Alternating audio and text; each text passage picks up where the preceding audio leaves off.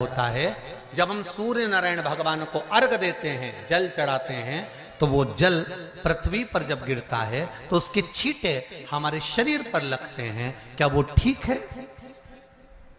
क्या वो श्रेष्ठ है? तो शिव महापुराण की कथा कहती है, जब हम सूर्य को अर्घ देते हैं, सूर्य को जल चढ़ाते हैं, वो पानी जब पृथ्वी पर गिरता है, उसके छींटे हमारे शरीर पर लगते हैं, तो वो श्रेष्ठता का भाव निर्मित करते हैं। वो गलत नहीं हो सकता। कारण अब वो भी समझ लीजिए।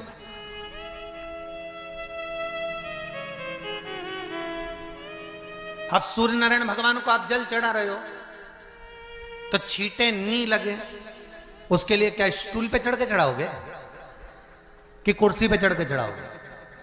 अरे बोलो तो सही। अब कई लोगों के दिमाग में यह बात भरा गई कि हम भगवान को जल चढ़ाते हैं, वो हमारे शरीर में छींटे लगते हैं, जमीन पे से पानी गिरता है, वो हमारे शरीर को छींटे लगते हैं, भगवान को अच्छा नहीं लगता होगा। कौन ने कहा? पहले तो उसको पकड़ के ला।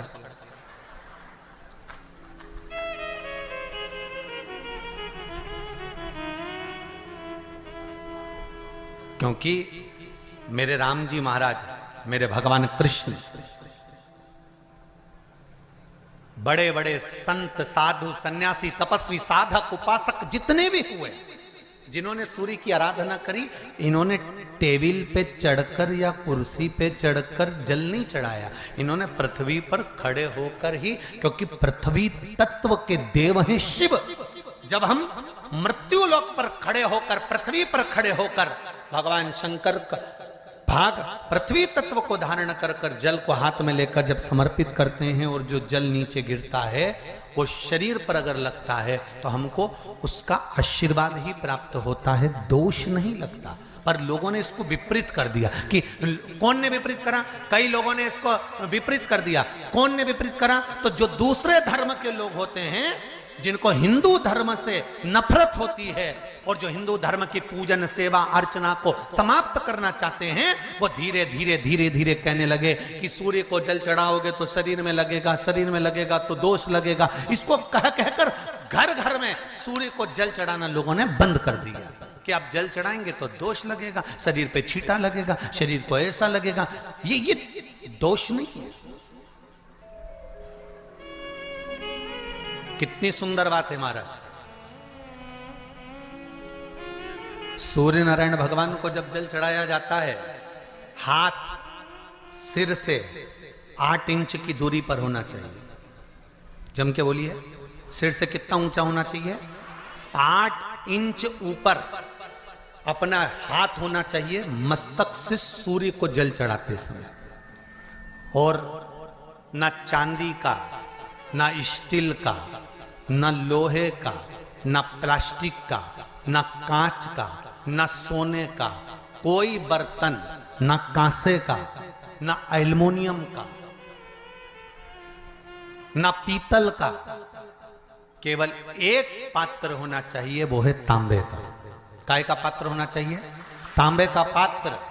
और सूर्य नारायण भगवान को जब 8 इंच ऊपर तुम्हारा हस्त है, और जब हम सूर्य को जल चढ़ा रहे हैं, कैसे जल चढ़ाना है वो भी समझ लीजिए। अगर कोई कैंसर का मरीज है, जिसके चेस्ट में कैंसर आ गया हो, लेफ्ट में, राइट में कहीं पर कैंसर आ गया हो, या कोई गठान आ गई हो, तो महाराज आप जल चढ़ाते समय उस जल की धार को सूर्य भगवान को जब चढ़ा रहे हो, तो धार आपकी गठान की ओर जाना चाहिए, जिससे सूर्य की किरण उस जल में से आपके उस स्थान पर पड़े, उस जगह पर पड़े जहां पर गठान है। महाराज आप लगातार जल तो चढ़ाना चालू करो, अच्छे अच्छे डॉक्टर फेल हो जाएंगे और कह देंगे गठान ठीक हो गई।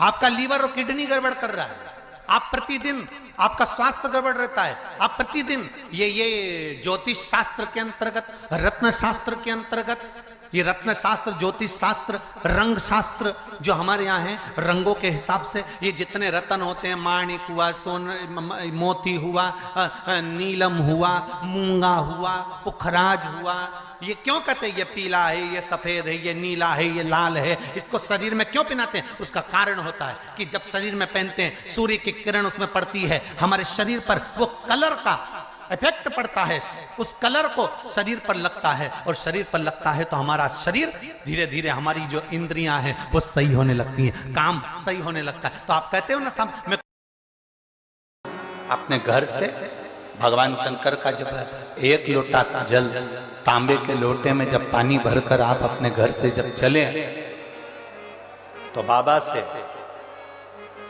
घर से निकलते समय, मंदिर की सीढ़ी पर चढ़ते समय 2 बातों का स्मरण रखें। जितने लोग आस्था चैनल पर सुन रहे हैं, जितने फेसबुक यूट्यूब पर सुन रहे हैं, जितने मोबाइल पर सुन रहे हैं, जितने रेवाड़ी हरियाणा की पवित्र भूमि पर सुन रहे हैं, बड़े सावधानी से सुनिए। ये बात हमने किसी कथा में आज तक नहीं कही, आज रेवाड़ी की इस पवित्र भूमि पर यह बात कहना चाहे। 2 बातें हैं, एक मंदिर से चलो, घर से चलो, तब एक बात कहना है, और मंदिर में, मंदिर की दहली पर, मंदिर की सीढ़ी पर, मंदिर की चौखट पर, मंदिर के अंदर प्रवेश करो, तब एक बात कहना। 2 बातें।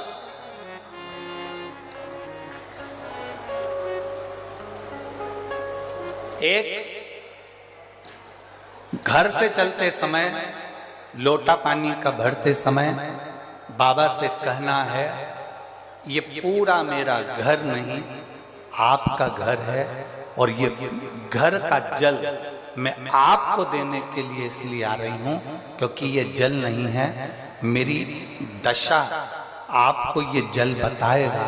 तो ये जल मेरा एड्रेस है, जब आप शाम को घूमने निकलो तो मेरे दरवाजे पर 2 मिनट जरूर रुकना, ये एड्रेस है।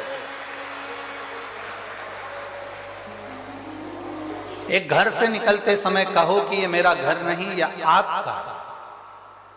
और दूसरा, मंदिर के अंदर जब प्रवेश करो, मंदिर की चौखट पर जब पांव रखो, मंदिर के अंदर, मंदिर की दहली पर, मंदिर के दरवाजे में जब प्रवेश करो, तब भगवान भोलेनाथ जी से कहना, मैं जैसा भी हूं और मेरे घर के लोग जैसे भी हैं, सब आपके हैं और आप हमारे हैं, बस इतना याद रखना, और कुछ नहीं।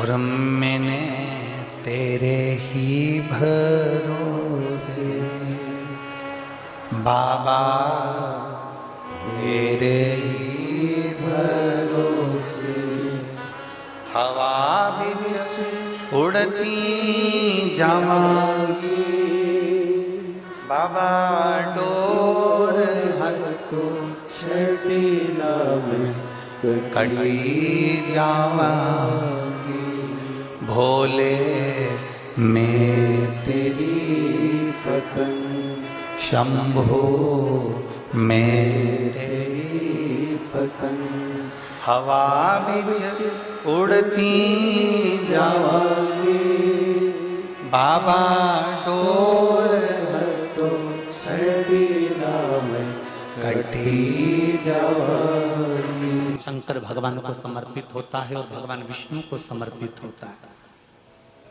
दुनिया के लोग कहते क्या होता है सत्तू से? सास अपनी बहू से कहती है बेटा सत्तू बना ले, थोड़ा सा सत्तू बाजार से ले आना, 10 रुपए का खरीद कर ले आना, आज सत्तू, आज अपन पूजन करेंगे सत्तू की, अक्षय तृतीया है, थोड़ा सा पूज देंगे, थोड़ा सा भगवान को भोग लगा देंगे, सत्तू का लड्डू बना लेंगे। बोलो री जी, सही है कि गलत है? बाजार में भी सत्तू मिलता है, तो बच्चे कहते हैं, बहुएं कहती हैं कौन खाएगा, काय को ला रहे हो, सत्तू का क्या काम है? पर शिव महापुराण की कथा कहती है, स्कंद पुराण की कथा कहती है, जिस समय पर बैसाख के महीने की सुंदर अमावस्या का दिन था, उस दिन माता पार्वती शंकर भगवान के लिए जब पकवान बनाने के लिए बैठी, कुछ नहीं मिला, तब माता पार्वती ने 3 अनाज को लिया, एक चना, दूसरा गेहूं और तीसरा जो, इन तीनों को भींग रहे थे उसको लेकर आए गंगा जी में से, उसको सेक कर माता ने अंगीठी पर और उसका जो सत्तू बनाकर शिव को दिया। शंकर भगवान ने कह दिया, सुन पार्वती, ये सत्तू नहीं, ये मेरी औषधि है, बैसाख के महीने में जो खाएगा वो जिंदगी भर रोएगा नहीं, शरीर से स्वस्थ हो। अब उसको लोगों ने हंसी खेल में ले लिया, सत्तू का क्या काम, मम्मी हम नहीं खाएंगे।